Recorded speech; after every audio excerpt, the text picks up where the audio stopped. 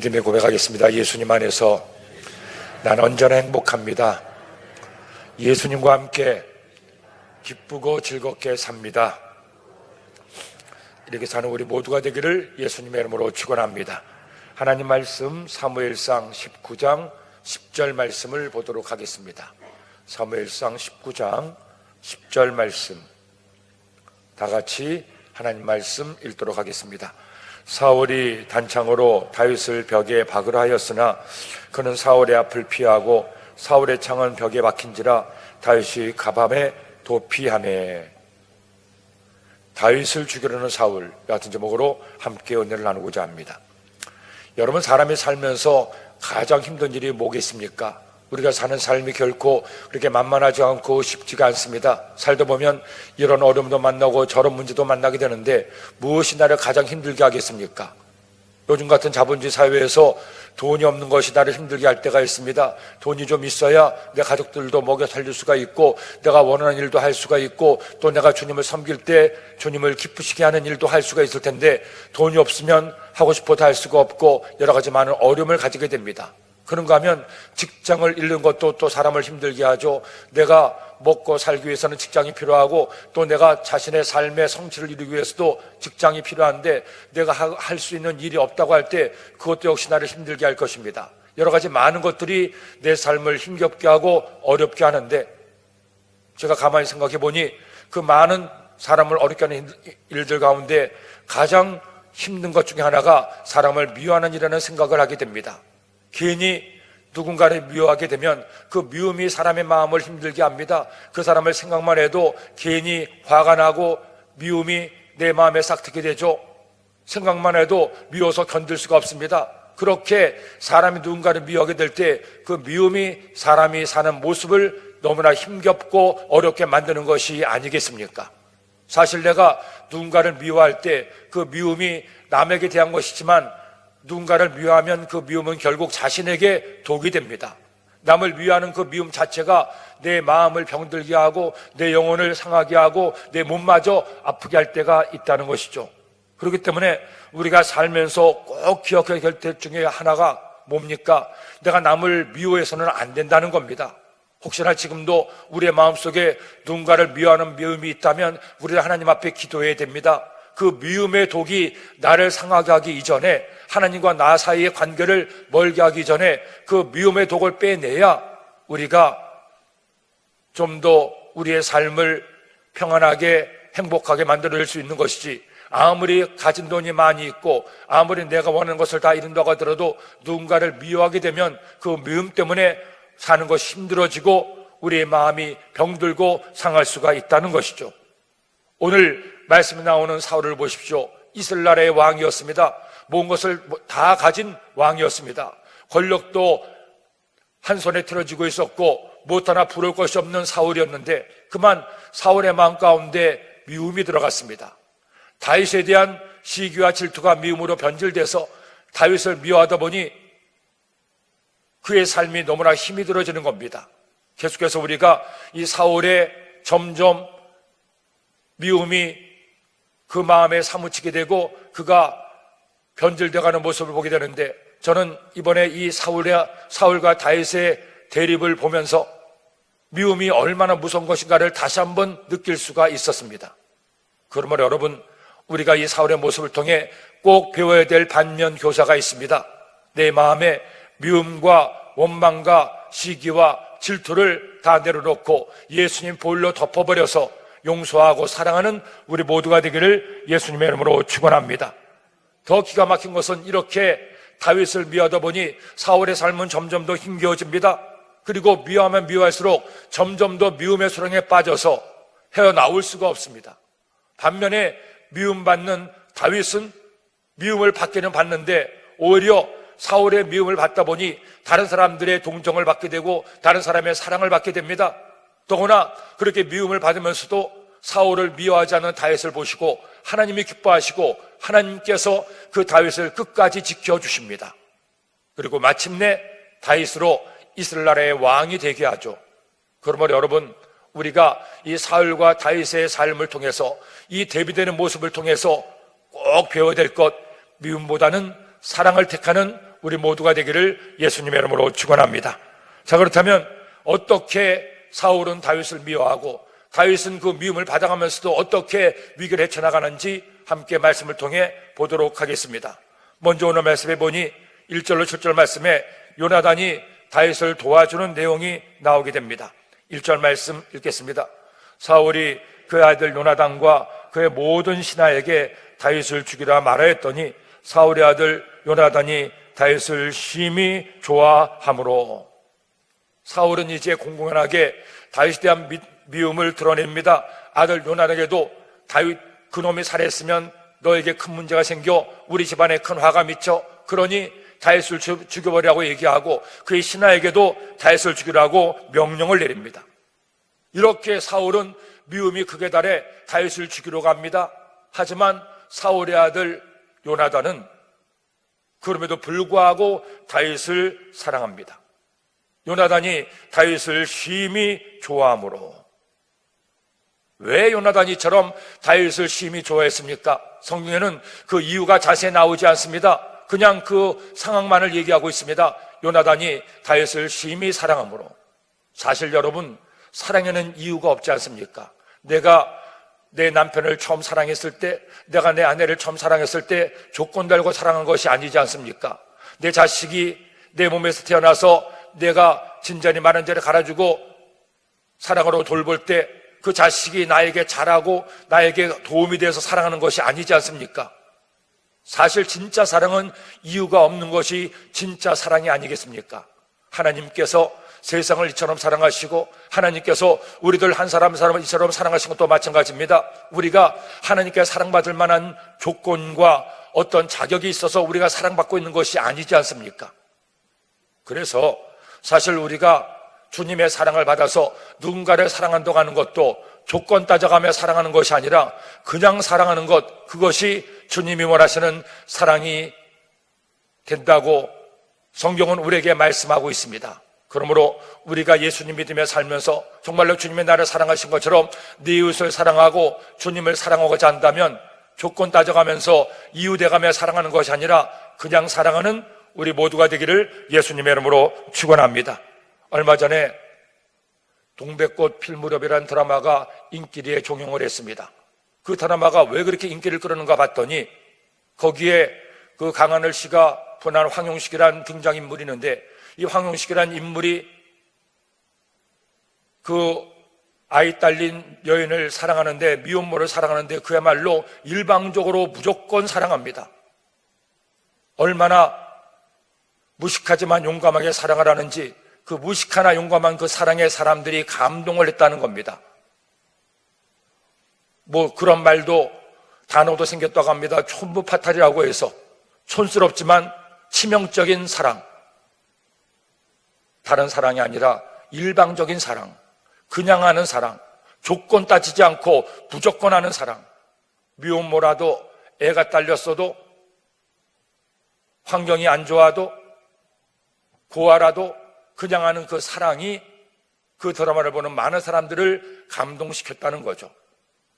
여러분, 우리가 누군가를 사랑할 때 이것저것 자격과 조건 따져가며 사랑한다면 그 사랑은 진실된 사랑이 아닙니다. 내가 내 자식 사랑하는 것처럼 하나님께서 우리를 사랑하는 것처럼 요나단이 다윗을 사랑했던 것처럼 그렇게 사랑하는 우리 모두가 되기를 예수님의 이름으로 축원합니다. 이렇게 일방적으로 조건 없이 사랑했던 요나단이 그 사랑의 마음으로 다윗을 위해서 다윗을 피신시키게 됩니다. 2절로 3절 말씀, 그가 다윗에게 말하여 이르되 내 아버지 사울이 너를 죽이기를 꾀하시느니라. 그러므로 이제 청하노니 아침에 조심하여 은밀한 곳에 숨어 있으라. 내가 나가서 내가 있는 들에서 내 아버지 곁에 서서 내 일을 내 아버지와 말하다가 무엇을 보면 내게 알려주리라 하고. 다윗이 일부러 사울에게 요나단에게 부탁하는 것도 아닙니다. 헌데 다윗을 사랑했던 요나단이 일방적으로 얘기합니다. 내가 너를 위해서 아버지와 얘기를 나눠 볼 테니 지금 아버지가 너를 죽이려고 한다. 그러니 좀 피신해 있어라. 아버지와 이야기하고 아버지의 마음을 안 다음에 너에게 얘기해 줄게. 그때까지는 위험하니까 좀 피해 있으라고 얘기를 합니다. 그리고 요나단이 사울에게 가서 다윗에 대해서 이처럼 변명하게 됩니다. 4절 5절 말씀, 요나단이 그의 아버지 사울에게 다윗을 칭찬하여 이르되 원하던대 왕은 신하 다윗에게 범죄하지 마옵소서. 그는 왕께 득죄하지 아니하였고 그가 왕께 행한 일은 심히 선함이니이다.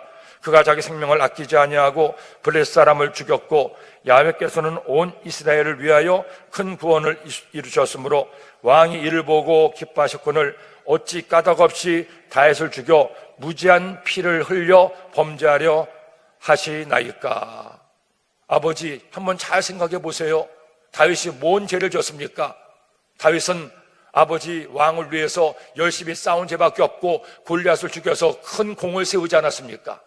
그래서 하나님께서도 기뻐하시고 우리에게 전쟁에서 승리하게 하셨는데 왜 다윗을 죽이러 가십니까? 제발 정신 차리고 다윗을 미워하지 말고 다윗을 품으세요 하고 요나단이 아버지 사울에게처럼 간곡하게 권합니다.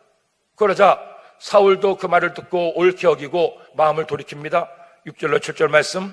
사울이 요나단의 말을 듣고 맹세하되 야훼께서 살아계심을 두고 맹세하거니와 그가 죽임을 당하지 아니하리라.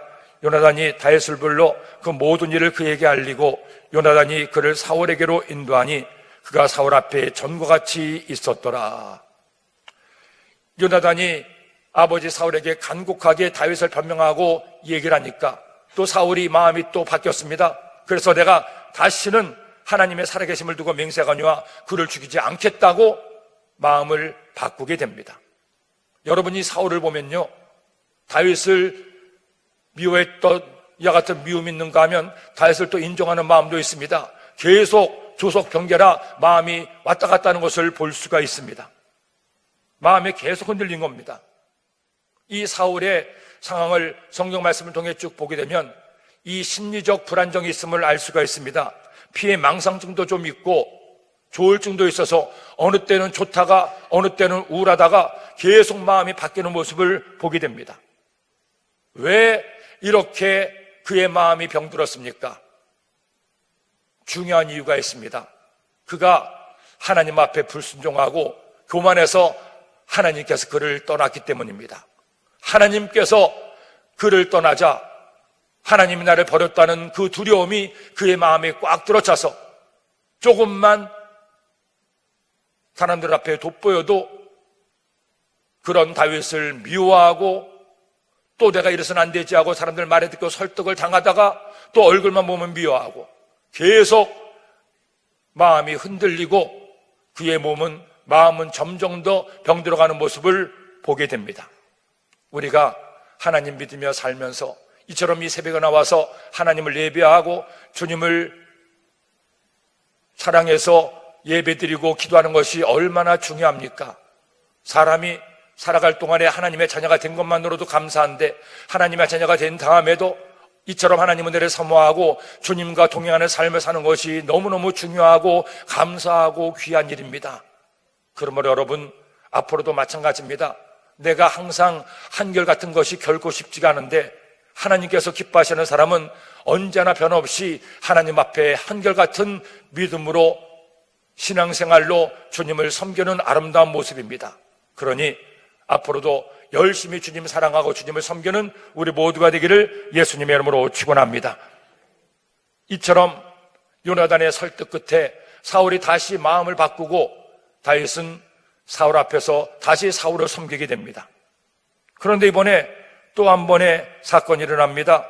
사울이 또 다윗을 죽이려고 합니다. 결국 딸 미갈이 다윗을 피하게 하죠. 8절 17절 말씀에 나오는데 그 이유가 또 사울의 마음이 변한 이유가 8절 말씀에 나옵니다.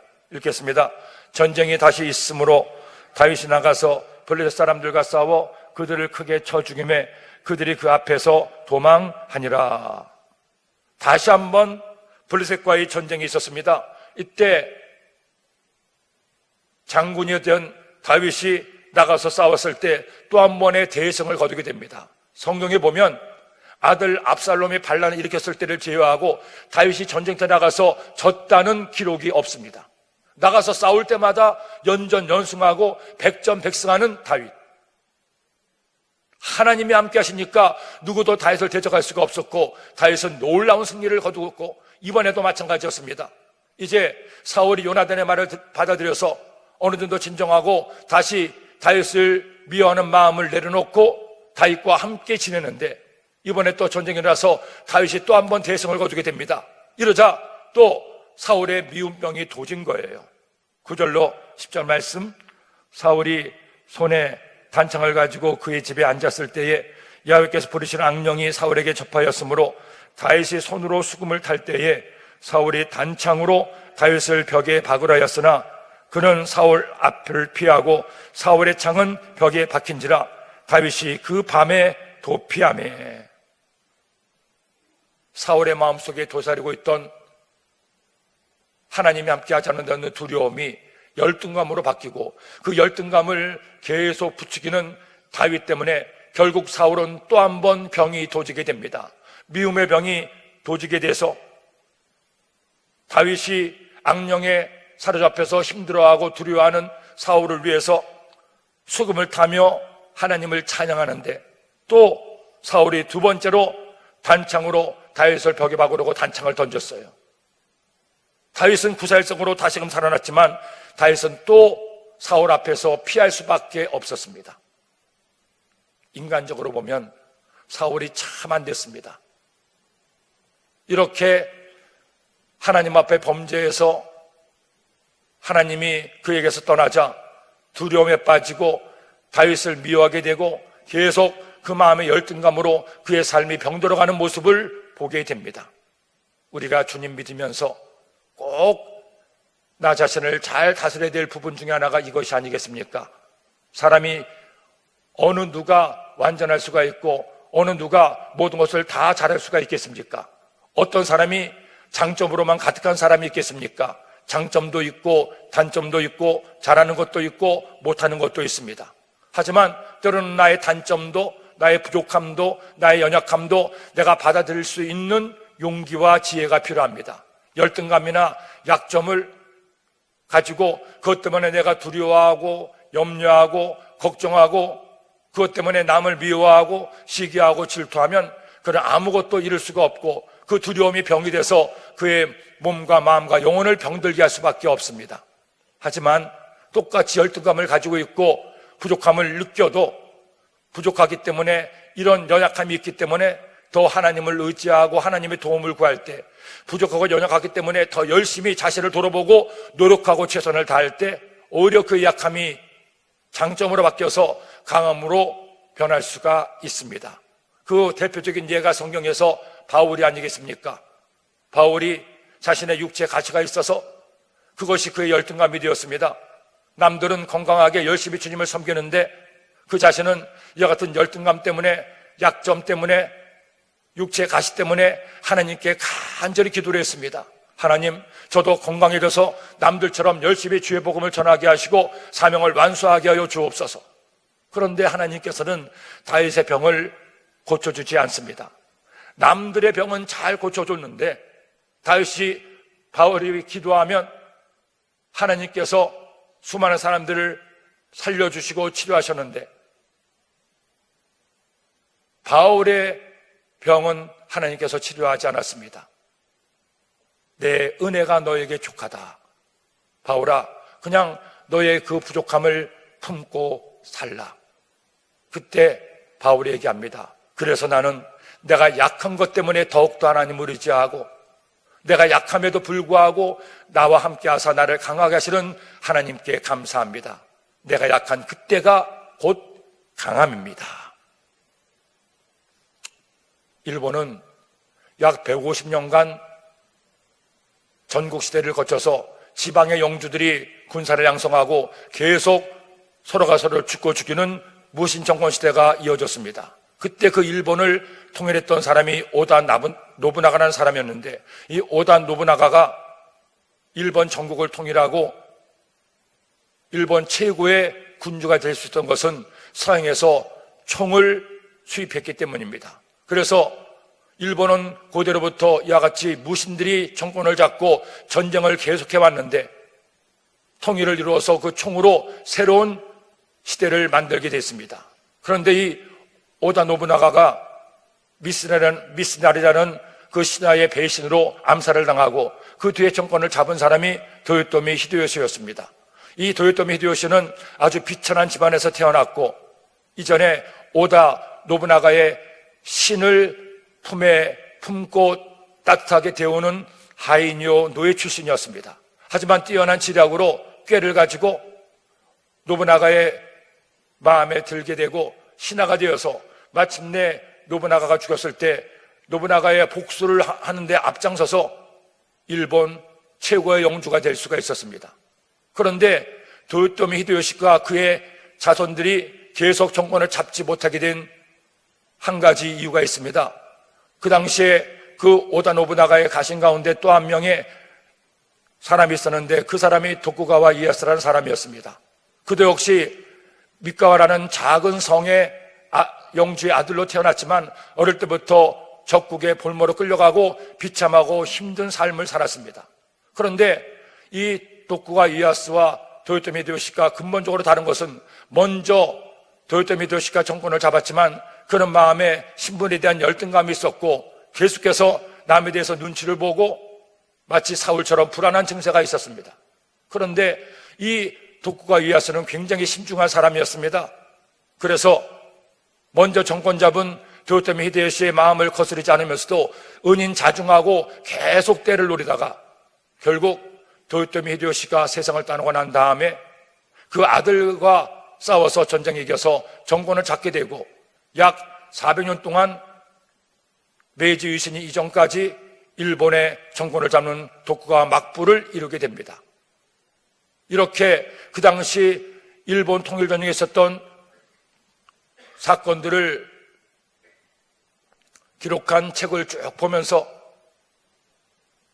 3명의 영웅들 가운데 도쿠가와 이에야스가 정권을 잡은 결정적 이유는 바로 히데요시의 그 마음의 불안함과 열등감과 염려를 도쿠가와 이에야스가 잘 알고 그것을 물리치고 통일을 했음을 볼 수가 있었습니다.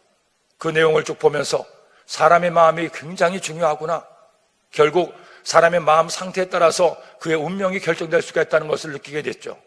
여러분, 우리가 주님 믿으며 살 때에도 하나님을 믿고 하나님을 의지하며 사는 것이 왜 중요합니까? 내가 나와 함께 하시고 나를 사랑하시는 하나님을 믿고 내 마음이 강하고 담대하고 무언가 믿는 구석이 있을 때 우리는 주님과 함께 승리의 삶을 살 수가 있습니다. 오늘도 우리가 이 새벽에 나와서 하나님께 기도하니 하나님이 나와 함께 하심을 꼭 기억하고 감사함으로 나가는 우리 모두가 되기를 예수님의 이름으로 축원합니다. 결국 사울은 하나님이 없었고 다윗은 하나님이 있었기에 이렇게 사울은 점점 더 망해가고 다윗은 점점 더 흥해가고 그 위기 가운데에도 하나님께서 그를 구원하시고 지켜주십니다. 이렇게 피하자 사울이 전령들을 보내서 또 다윗을 죽이러 갑니다. 11절 상반절 말씀 보겠습니다. 사울이 전령들을 다윗의 집에 보내어 그를 지키다가 아침에 그를 죽이게 하려 한지라. 이렇게 사울이 피신한 다윗에게 전령 암살자들을 보내서 다윗을 죽이러 갑니다. 그런데 이때 다윗의 아내 미갈, 사울의 딸이 이것을 알고 다윗을 또 도망을 시키게 됩니다. 11절 하반절 이하의 말씀, 다윗의 아내 미갈이 다윗에게 말하 이르되 당신이 이 밤에 당신의 생명을 구하지 아니하면 내일에는 죽음을 당하리라 하고 미갈이 다윗을 창에서 달아내리매 그가 피하여 도망하니라. 미갈이 우상을 가져다가 침상에 누이고 염소털로 엮은 것을 그 머리에 씌우고 의복으로 그것을 덮었더니 미갈이 첩보를 받아서 아버지 사울이 다윗을 죽이려 함을 알게 되고 자신의 남편을 구하기 위해서 다윗을 창으로 달아서 내려서 도망하게 합니다. 그리고 다윗이 마치 잠자는 것처럼 우상을 가져다가 침상에 누이고 염소털로 엮은 것을, 모자 같은 것을 머리에 씌우고 의복으로 그것을 덮었습니다. 그리고 전령들이 오자 미갈이 쫓아내죠. 14절 말씀, 사울이 전령들을 보내어 다윗을 잡으려 하며 미갈이 이르되 그가 병들었느니라. 여러분 보십시오. 사울은 이처럼 다윗을 미워하고 죽이려고 하지만 사울의 아들 요나단도 사울의 딸 미갈도 다윗의 편입니다. 하나님을 떠난 사울이 어떻게 사람들에게 마저 버림을 받고 하나님과 함께한 다윗이 어떻게 사람들에게 인정받는지 이 모습을 통해 알 수가 있습니다. 그러자 사울이 또 전령들을 또 보냅니다. 15절로 16절 말씀. 사울이 또 전령들을 보내어 다윗을 보라 하며 이르되 그를 침상째 내게로 들고 오라. 내가 그를 죽이리라. 전령들이 들어가 본즉 침상에는 우상이 있고 염소털로 엮은 것이 그 머리에 있었더라. 병들어 누워있다고 얘기하니까 사울이 전령들에게 얘기합니다. 아예 침상째 가져와라. 내가 직접 그를 죽여버리겠다. 그래서 전령들이 가서 보니 다윗은 이미 도망가 있고 그것은 가짜였습니다. 그것을 전령들이 와서 사울에게 보고를 하니까 사울이 비로소 딸 미갈이 속인 것을 알고 분노하게 됩니다. 17절 말씀. 사울이 미갈에게 이르되 너는 어찌하여 이처럼 나를 속여 내 더족을 놓아 피하게 하였느냐? 미갈이 사울에게 대답하되 그가 내게 이르기를 나를 놓아 가게 하라. 어찌해야 나로 너를 죽이게 하겠느냐 하더이다 하니라. 아버지 사울이 딸 미갈에게 섭섭해서 내 대적 원수를 왜 네가 피하게 했느냐 얘기하자 또 미갈은 거치도록 이렇게 지혜롭게 대답합니다. 나를 놓아주자라면 너를 죽이겠다고 해서 어쩔 수 없이 놓아줬습니다. 결국 미갈의 기지로 다윗은 또 한 번의 위기기를 넘기게 됩니다. 다윗은 그렇게 피신해서 라마에 있던 사무엘에게로 자신의 몸을 의탁하게 됩니다. 18절 말씀.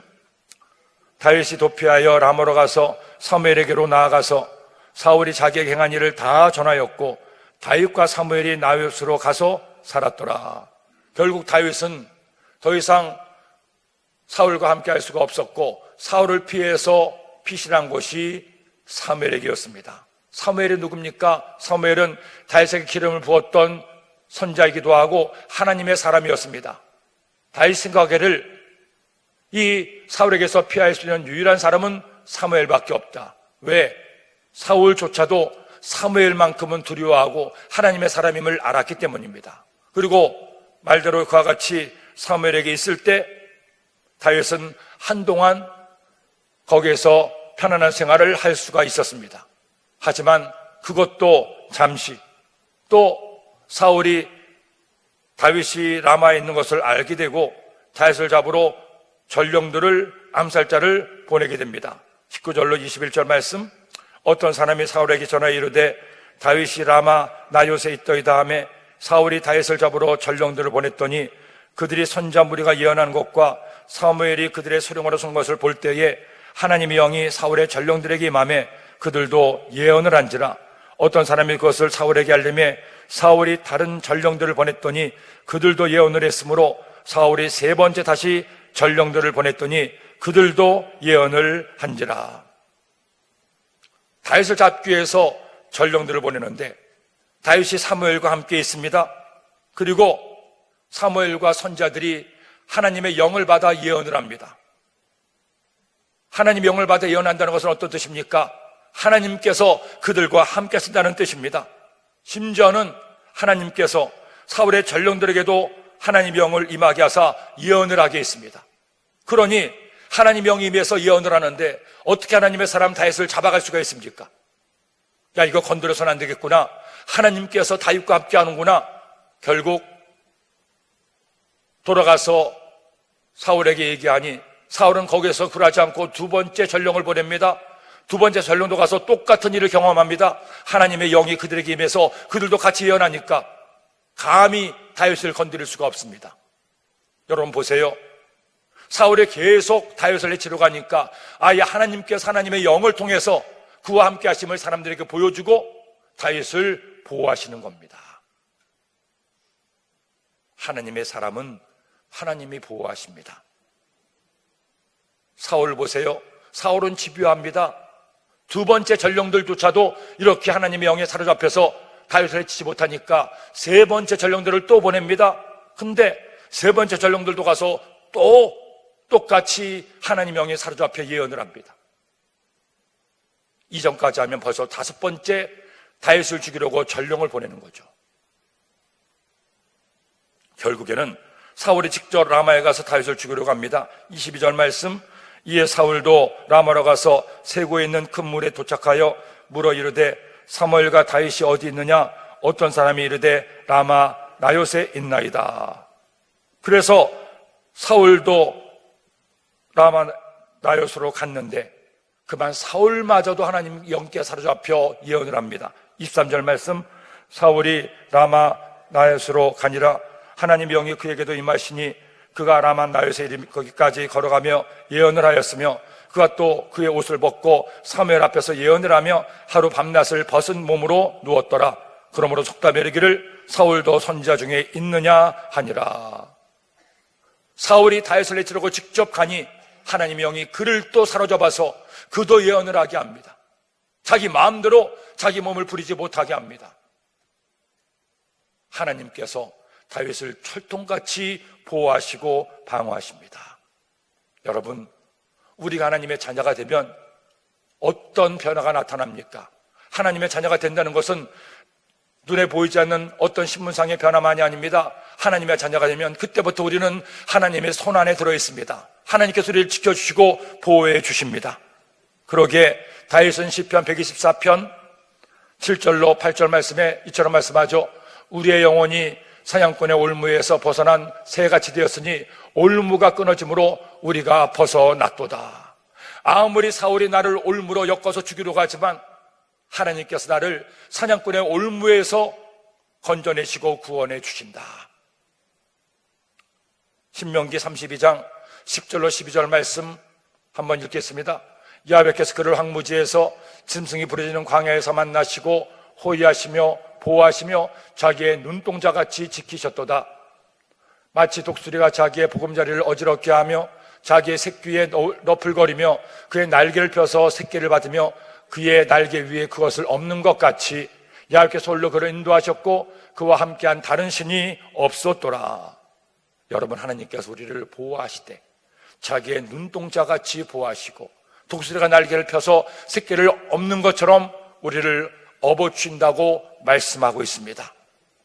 그러므로 사랑하는 여러분, 우리가 주님 믿으며 살면서 힘들 때, 어려울 때, 낙심될 때, 무언가가 나를 두렵게 할 때가 있습니다. 그때 사울처럼 염려하지 마십시오. 두려워하지 마십시오. 열등감에 사로잡혀서 나 자신을 망치지 마십시오. 우리는 사울과 달리 다윗같이 하나님께 사랑을 받고 있습니다. 하나님께서 다윗을 보호하시고 지켜주시는 것처럼 우리를 보호하시고 지켜주시되 자기의 눈동자같이 보호하시고 지켜주십니다. 그러니 두려움과 염려는 다 벗어버리고 주님의 은혜 가운데 감사하고 담대하게 문제에 와서 싸워 승리하는 우리 모두가 되기를 예수님의 이름으로 축원합니다. 기도드립니다. 하나님 아버지, 감사합니다. 고맙습니다. 사울과 다윗을 다시 한번 살펴보았습니다. 하나님을 떠난 사울이 두려워했고 하나님이 함께 하시는 다윗을 하나님께서 붙들어 주신 것처럼 저희들도 이 새벽에 주께 나와 하나님을 예배하니 다윗처럼 받아주시고 품어주시고 안아주시고 지켜 돌보아 주옵소서. 그렇게 살아가는 오늘 하루가 되게 하시고 우리의 한평생 되게 하여 주옵소서. 귀한 힘을 드는 손길마다 주께서 복을 더하사 승리하게 하시고 행복하게 하여 주옵소서. 오늘도 주께 나와 간구할 때 하나님, 저희들에게 하나님의 은혜를 더하사 영혼이 잘되게 하시고 범사가 형통하게 하시며 강건한 복을 받게 하여 주옵소서. 예수님의 이름으로 기도드립니다. 아멘.